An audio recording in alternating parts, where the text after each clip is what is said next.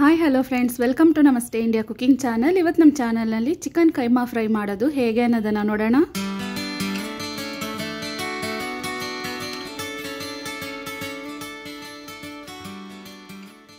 ನಾನೂರು ಗ್ರಾಮಷ್ಟು chicken breast ಪೀಸನ್ನು ಅರಿಶಿನದ ಪುಡಿ ಹಾಕಿ ತೊಳೆದಿಟ್ಟಿದ್ದೀನಿ.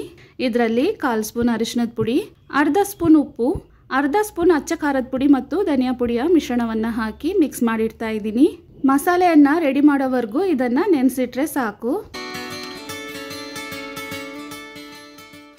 ಒಂದು ಮಿಕ್ಸಿ ಜಾರ್ನಲ್ಲಿ 3 ಟೇಬಲ್ ಸ್ಪೂನ್ ಅಷ್ಟು ಕಾಳುಮೆಣಸು, 2 ಚಿಕ್ಕ ತುಂಡು ಚಕ್ಕೆ, 10 ಲವಂಗ, ಅರ್ಧ ಅನಾನಸ್ ಹೂವು, 1/2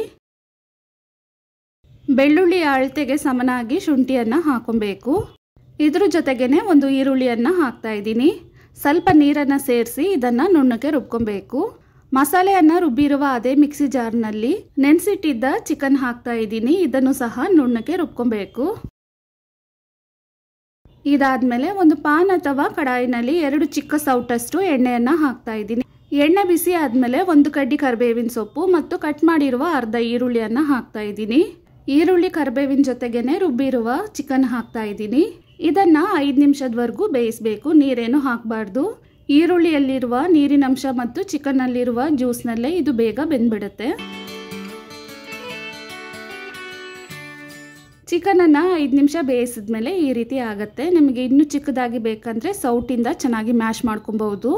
ಇದನ್ನು ಒಂದು ಕಡೆ ಹಾಗೆ ಇಡೋಣ. ಇನ್ನೊಂದು ಬಾಣಲಿಯಲ್ಲಿ 3 ಚಿಕ್ಕ ಸೌಟಷ್ಟು ಸನ್ಫ್ಲವರ್ ಎಣ್ಣೆಯನ್ನು ಹಾಕ್ತಾ ಇದ್ದೀನಿ. ಎಣ್ಣೆ ಬಿಸಿ ಆದಮೇಲೆ ಕಟ್ ಮಾಡಿರುವ ಒಂದು ಈರುಳ್ಳಿ ಹಾಕ್ತಾ ಇದ್ದೀನಿ. ಈರುಳ್ಳಿ ಕಂದು ಬಣ್ಣ ಬರೋವರೆಗೂ ಇದನ್ನು ಚೆನ್ನಾಗಿ ಬಾಡಿಸ್ಬೇಕು. ಇವಾಗ ನೋಡಿ, ಈರುಳ್ಳಿ ಚೆನ್ನಾಗಿ ಫ್ರೈ ಆಗಿದೆ. ಇದಾದಮೇಲೆ ರುಬ್ಬಿರುವ ಮಸಾಲೆಯನ್ನು ಹಾಕ್ತಾ ಇದ್ದೀನಿ. ಇದನ್ನು 2 ನಿಮಿಷದವರೆಗೂ ಚೆನ್ನಾಗಿ ಬಾಡಿಸ್ಬೇಕು. ತಟ್ಟೆಯನ್ನು ಹಾಕಿ ಮುಚ್ಚಿಟ್ಟು ಬಾಡಿಸ್ತಾ ಇದ್ದೀನಿ, ಇಲ್ಲಾಂದರೆ ಮಸಾಲೆ ಸಿಡಿಯುತ್ತೆ.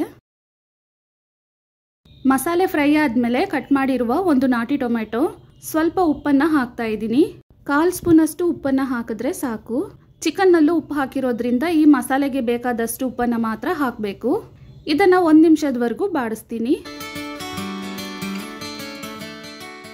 ಇದಾದ್ಮೇಲೆ 2 ಚಿಕ್ಕ ಕಪ್ಪಷ್ಟು ನೀರನ್ನು ಹಾಕ್ತಾ ಇದ್ದೀನಿ.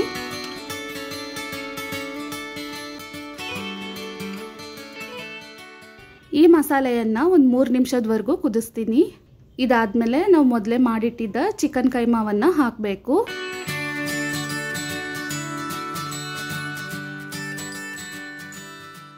ಈ ಮಸಾಲೆಯಲ್ಲಿ ಚಿಕನ್ 3 ರಿಂದ 4 ನಿಮಿಷದವರೆಗೂ ಚೆನ್ನಾಗಿ ಕುದಿಬೇಕು.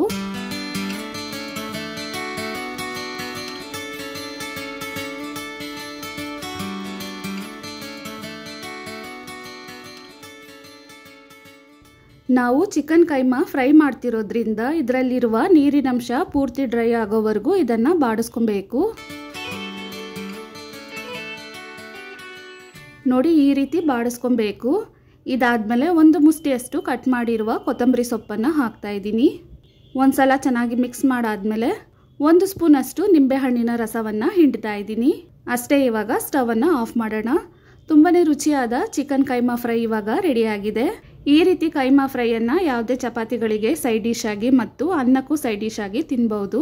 ವೀಕ್ಷಕರೇ, ಈ ರೆಸಿಪಿ ನಿಮಗೆ ಇಷ್ಟ ಆಗಿದ್ದರೆ ನಮ್ಮ ಚಾನಲನ್ನು ಲೈಕ್ ಮತ್ತು ಸಬ್ಸ್ಕ್ರೈಬ್ ಮಾಡಿ. ಧನ್ಯವಾದಗಳು.